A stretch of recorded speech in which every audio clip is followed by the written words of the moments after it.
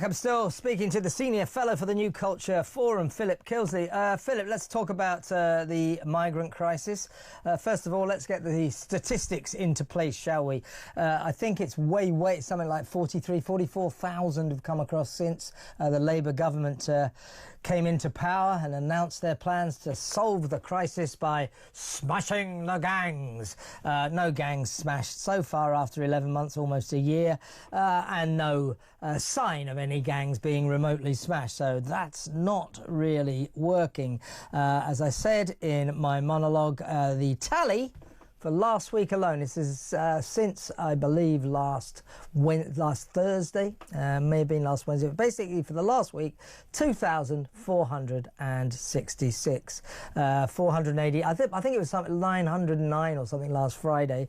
On Tuesday, 489, and yesterday another 244 sailed over. So they are coming over at a rate of knots. As I also mentioned, if you add up what this week's tally will cost British taxpayers over the next year, that comes to an eye-watering £98,640,000, almost £100 million. That's just 1 week's worth of migrants. Now, why are they coming across in such numbers? First of all, the weather's perfect. It's always bad in the summer.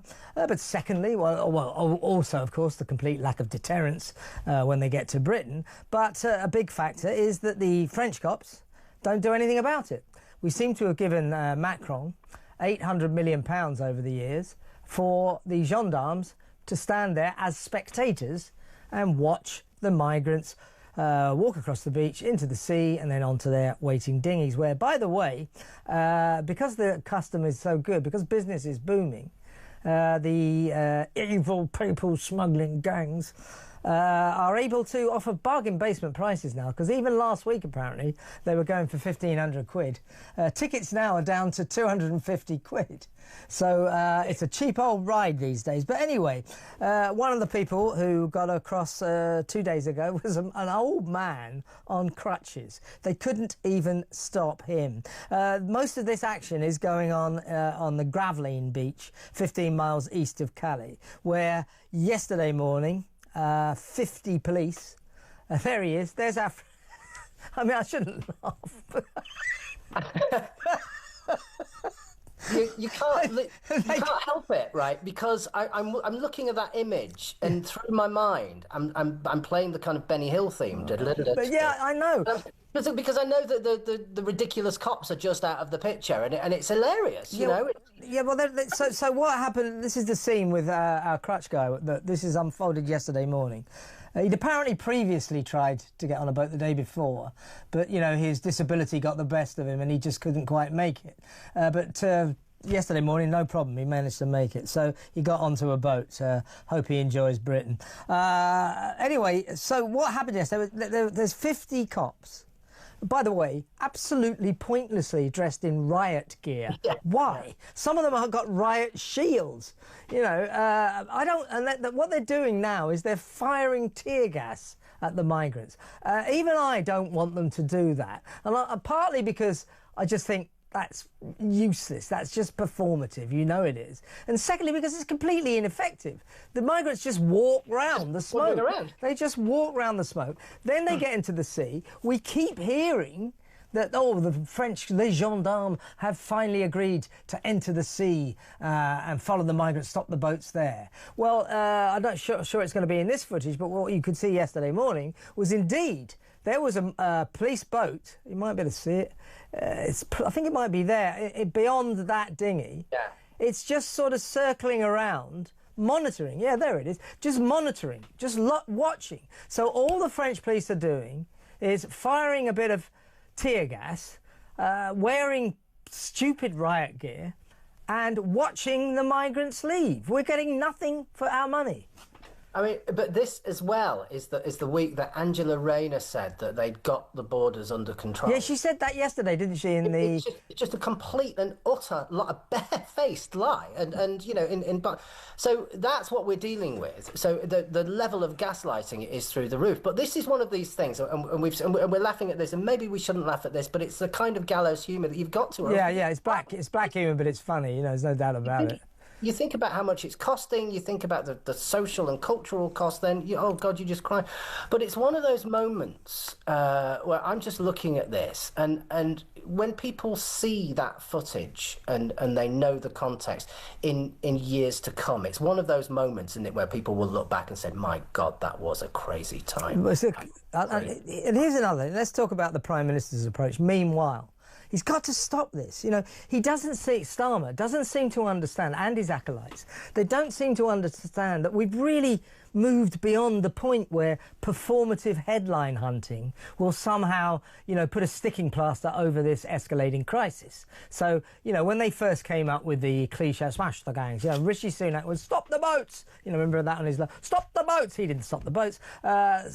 Cliches, Starmer's cliche is smash the gangs. Always 3 words, isn't it?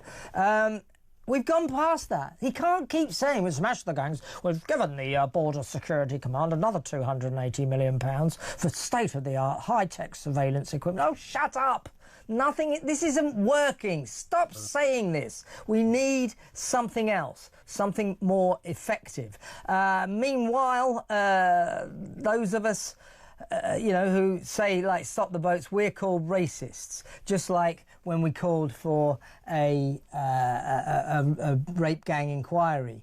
We were far right, we were climbing on the far right bandwagon. Let's quickly talk about this, because I've got another very important story for you to discuss in a second, Philip. But this business of the Prime Minister accusing anyone who was calling for a rape gang inquiry of climbing onto a far-right bandwagon. I still can't understand where he was coming from. He said that in January. He is trying to excuse that. So I wasn't saying it about everybody. I was just saying it about politicians. Well, OK. Well, let's just have a look at him talking, and then we'll come back. Here is Starmer on his right-wing bandwagon. You said some of the people calling it were jumping on a right-wing bandwagon. Are you going to apologise for that? Well, the people I was referring to, and I made this absolutely clear when I said it, were the politicians who had been in power and done absolutely nothing. And then as soon as they're out of power, are screaming and shouting. So Kemi Badenoch, Chris Philp, those individuals, when they were in power, did absolutely nothing.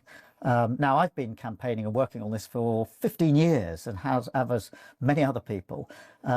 Initially, we were looking at local inquiries, but I asked Louise Casey to just do an audit to assure me there wasn't more that we could do. She's done that. She's written that up.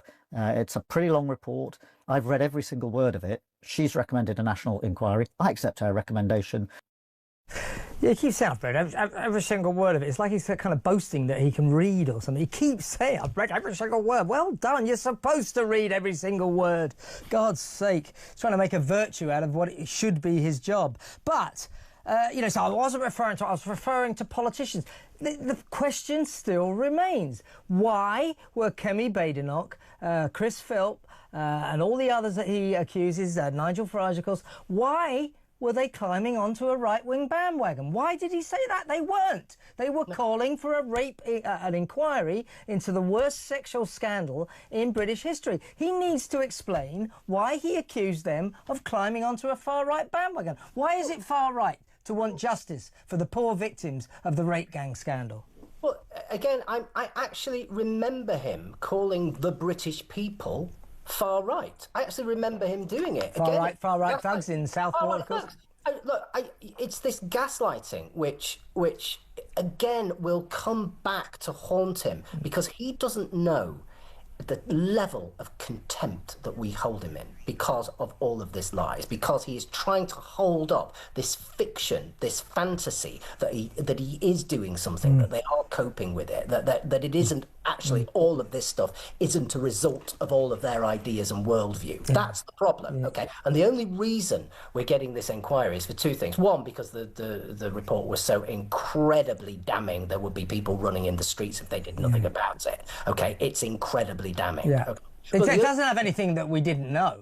It doesn't have anything. But it wasn't. It wasn't the. It wasn't the report that Starmer wanted. He thought he would get a report that said, you see, we don't need a rape gang inquiry, but he didn't get the report he wanted. He had no choice after Louise Casey delivered her report, 190 pages, a very damning 190 pages. Just quickly, we must move on in a second. There's just one more thing as well. So that's one thing. It's that damning report with all of that material drawn together, and you just can't say no to it. And two, of course, reformer riding high in the polls. Yeah, there's that. That's what it is. I want to play to you Starmer calling politicians right-wing, far right, for wanting an inquiry in January. This is when he said it in January. Watch this. And when politicians, and I mean politicians, who sat in government for many years, are casual about honesty, decency, truth, and the rule of law, calling for inquiries because they want to jump on a bandwagon of the far right, then that affects politics, because a robust debate can only... Yeah, so why is it... Why are they jumping on a bandwagon of the far right? He seems to... Well, the way he seems to be trying to wheedle out of this is by saying, I wasn't accusing the British people of jumping on a far-right bandwagon. I was only accusing politicians of jumping on a far-right bandwagon. I don't really care. I want him to explain why he thinks that anyone, politician or normal citizen, calling for a public inquiry into the worst sexual scandal in British history was climbing onto a far-right bandwagon. It doesn't matter if it's politicians or people. That's what he needs to explain. I could probably give you the reason anyway, because if his approach to anyone who doesn't agree with him politically is to call them far-right. Yeah, I mean, I worked in the university sector for 25 years, and that was if anyone disagreed with you, or if you disagreed with the orthodoxy, then you were somehow a racist, or you were somehow far right. Yeah, that's it. You could be racist, but what happened at that time, and it was last year, wasn't it? It was last summer. I think they sat down and they thought, what term can we come up with to really shut people up? What term can we? Ordinary people who are concerned about very ordinary things like safeguarding and borders. What can we do? What name? What slur can we come up with? Yeah. I know, far right. Okay. Yeah. Kind of neo-Nazi. That's okay. Yeah, you're Nazi. They always got the Nazi in their back pocket. You know, if you don't collapse when they accuse you of being far right, they might pull out the Nazi gun. I mean, that's my point, though. I want the audience association, basically. Yeah, it's association. Absolutely. I want the audience to give me a call and let me know what they think about this, because it's driving me nuts. It doesn't matter whether he was accusing the British people or politicians of being on a far-right bandwagon if they wanted a rape inquiry. We want him to explain why he thought in January, and appears to still sort of think it, that calling for a rape gang inquiry, public inquiry, was somehow far-right. That's what he needs to... It doesn't matter if it's politicians or the people. Why does he think that was... Why did he think that was far-right? That's what the Prime Minister needs to explain, and that's what we should not let him get away with, the fact he hasn't explained that yet.